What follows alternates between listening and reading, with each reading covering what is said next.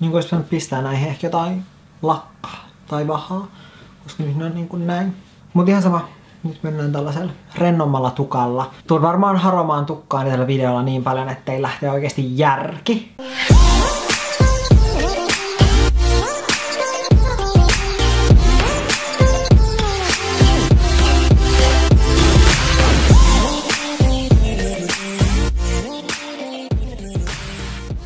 Otetaan täällä tarvikkeet eli puhelin ja kahvi. Nimittäin tänään mä vastailen taas teidän kysymyksiin. Eli tänään on vuorossa taas Snapchat Q&A. Ja mä unohdin mun aloituksen tästä videosta. Eli niin kun hello ja tervetuloa uuden videon pariin. Mutta tänään siis vastaillaan teidän lähettämiin kysymyksiin Snapissa. Tänään ei ole mitään aihetta, ihan yleisesti elämästä ja kuolemasta ja ripulista ja pissasta ja...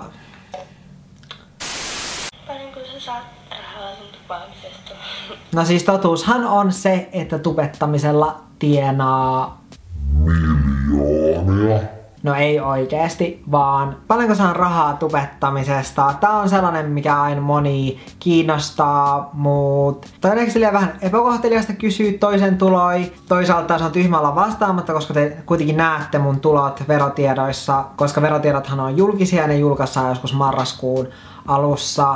Niin toisaalta näette sieltä mun tulot ja toisaalta taas kaikki ehdetkin varmasti tänäkin vuonna tulee uutisoimaan mun tuloista. Ja itse asiassa viime vuosi oli ensimmäinen vuosi, kun mä tein tubettamista ja blokkaamista ensimmäistä kertaa niin kuin pelkästään työksi. Eli niin kuin, tai no en siis pelkästään työksi, mutta siis en tehnyt mitään muuta työtä, en opiskellut enkä mitään muutakaan. Joten no ensi marraskuussa saatte tietää paljon mä tienaan. Mutta mä voin sanoa, että mä tienaan sen verran, että mä pystyn maksamaan palkkaa mun työntekijöille. Ja mä pystyn maksamaan vuokran, mä pystyn syömään, elämään, ostamaan asioita, matkustamaan ja mulla jää rahaa säästöön. Eli mä tienaan riittävästi, sopivasti niin kuin tällä hetkellä ja oon tosi tyytyväinen siihen. Jos pitäisi valita lakista 3 huonoa puolta, niin mitkä ne ois? Okei, ehdottomasti ensimmäisenä tulee se, että laki on niin semmonen karvapallero, että kun sen perseeskin on ihan jumalaton määrästä karvaa, laki on oikein niinku karvapersä, niin kun se paskantaa, niin se kakka, se vaan jää sen pyllyyn ja sen pylly on oikeesti ihan ruskea. Ne kakkapökäleet jää kiinni niihin karvoihin ja ne oikein niinku roikkuu sen pyllystä. Melkein poikkeuksetta joka kerta kun laki tekee kakat, meidän pitää mennä tonne suihkuun pesemään sen pylly. Ja se on ehkä silleen ärsyttävä puoli, vaikka omalla tavalla se on söpöä, kun sillä jää sitä kakkaa sen pyllyyn. Ja se on niin sulonen, kun sit kun sillä jää kakkaa sinne pyllyyn, sit se aina istahtaa, pistää takajalat niinku tälleen, niinku leveelle, ja sit se on etutassut niinku niiden takatassujen välissä, ja sit se laahaa itseään niinku tällä tavalla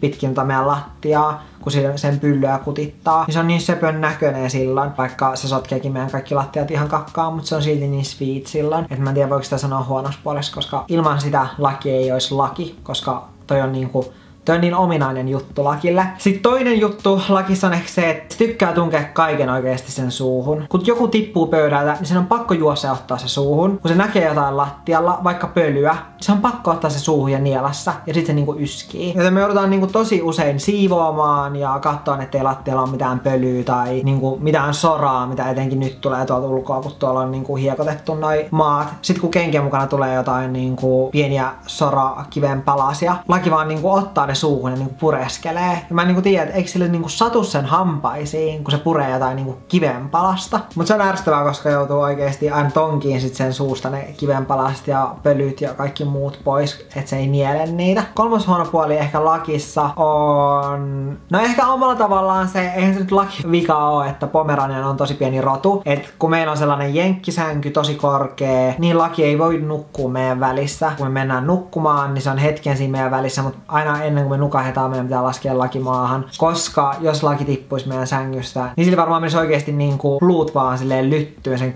kylkiluut varmaan menisi niinku murskaantuisi ja niinku murskaisi sen keuhkot. Joten me ei voida nukkua lakin vieressä. Ja kun laki on niin söpö, ja tekisi vaan meidän rutistaa se ja nukkua sen kanssa niinku jonkun pehmolelun pienenä. Mutta me ei voida, koska meidän sänky on niin korkea. Jos jotain pitää sanoa, niin noi on ehkä ne 3 huonoa puolta, vaikka toisaalta laki ei olisi laki, jos noi puolet eivät olisi osa sitä. Miten sä haluisit kosia tai tulla kosituksi? Sosseli! En ole kyllä ikinä miettinyt vielä tollaisia kysymyksiä, koska ei ole ehkä niin kuin ajankohtainen. Ja toivottavasti ei olekaan ajankohtainen silleen vielä moniin vuosiin. Koska mun mielestä silloin, kun menee kihloihin, niin mä itse ainakin henkilökohtaisesti haluaisin pitää niin kuin häät silleen 1,5 vuoden sisään sit kosimisesta. Koska mun mielestä kosiminen tarkoittaa sitä, että kohta me mennään naimisiin. Tai se on vähän niin kuin lupaus siitä tai semmonen. Tai vähän niin kuin sama se, kun kysyisi silleen, että no mennäänkö naimisiin? Ja sitten toinen silleen, joo mennään. Sitähän se niin kuin silleen tarkoittaa tai silleen. Koska mä tiedän, että osa esimerkiksi on silleen, että on yli 10 vuotta kihloissa ja menee vasta sit naimisiin, joka mun mielestä silleen hassuu. Tai semmoista outoa silleen, että sit niinku vielä pitää odottaa sitä naimisiin menoa silleen erikseen vielä kihlojen jälkeen silleen niinku monta vuotta,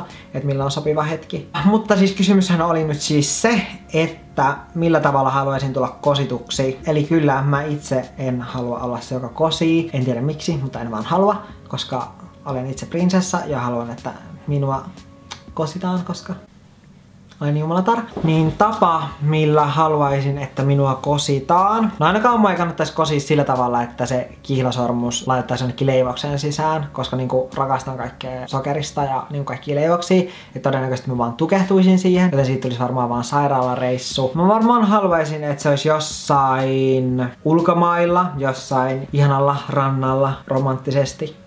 Ehkä. Joo, jossain tosi kauniissa, lämpimässä paikassa.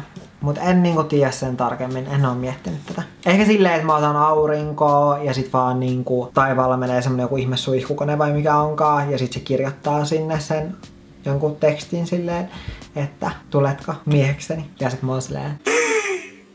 Ja sit se toinen on siinä mun vieressä ja sit se ojentaa mulle sitä sormusta silleen. Ja todennäköisesti hän on siis Valtteri ja sit mä oon silleen. Eli mä oon aika tällainen vaatimaton ihminen, jos ette ole vielä sitä niinku huomannut. Mikä on sun lempipaita? No mun lempipaita totta kai on mun oma Naag-huppari, joka mulla ei kylläkään tällä hetkellä ole päällä. Mut se varmaan oikeesti on mun lempihuppari tällä hetkellä. Sekä sit nää tän merkin hupparit, niin kun dikkailen näistä erittäin paljon, etenkin tästä harmaasta. Kumma valitsit mieluummin? Lakin vai Valtterin? Siis jos toinen pitäisi pelastaa tulipalolta, niin kumman pelastaisit? Eli jos toinen pitäisi pelastaa, Valtteri tai Laki tulipalosta, niin kumman pelastaisin? Tuo on kysymys, johon ei oikeesti voi vastata. Ehkä mä pelastaisin Lakin, koska Valtteri kuitenkin voisi itse pelastaa itsensä. Joten mä pelastaisin Lakin, koska Laki ei varmaankaan osaisi pelastaa itseään. Moikka Janne, halusin vaan kysyä sulta, että onko tapahtunut mitään paranormaalia tai uskoiko sä paranormaaleihin juttuihin?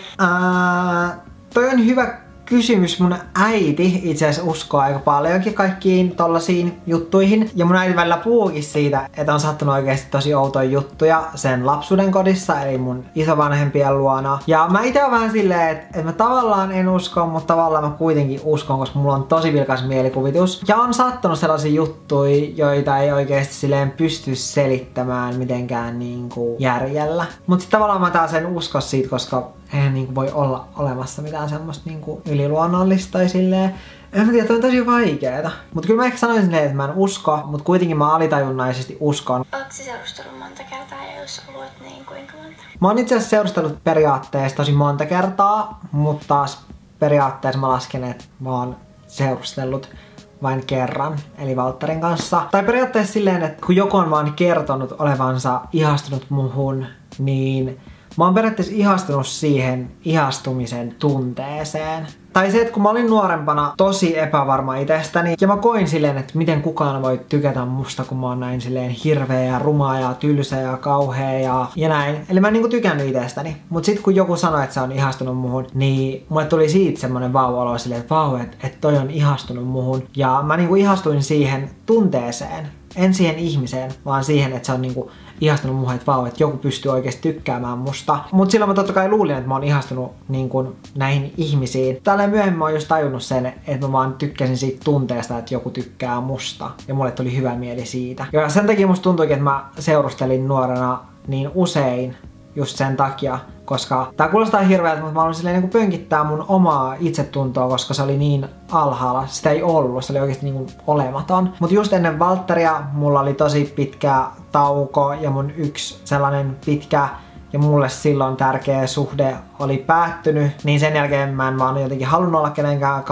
Mä halusin miettiä niin kun, ja ajatella ja niin kuin keskittyä itseeni enkä seurustelemiseen. Ja siinä puolessa vuodessa, kun mä en seurustellut kenenkään mä kasvoin niin kuin henkisesti tosi paljon. Ja itse asiassa mä tein ensimmäisen aloitteen silloin, kun mä otin yhteyttä Valtteriin. Eli periaatteessa mä lasken silleen, että mä oon seurustellut kuitenkin vaan sen kerran. Eli niin kuin nyt Valtterin kanssa. Mutta mun kahvi alkaa loppumaan, joten on hyvä myös lopettaa tää video, koska niin kuin en tiedä miksi, mutta silti kahvi loppuu, joten video loppuu. Mutta toivottavasti tykkäsitte sitä videosta ja muistakaa seurata mua kaikissa someissa, eli mut löytää nimimerkillä Janne Naakka. Ja muistakaa tsekata myös mun blogi, koska siellä löytyy aina mun uusimmat kuulumiset ja sinne pääsee klikkaamalla tuolta. Pistä peukku ylös, jos tässä oli jotain uutta informaatiota sinulle tai jotain, mitä et aiemmin minusta tai jostain tiennyt. Ja kommentoi tonne alle vaikkapa kahvikuppi emoji. Me näemme ensi videossa. Se on moi moi!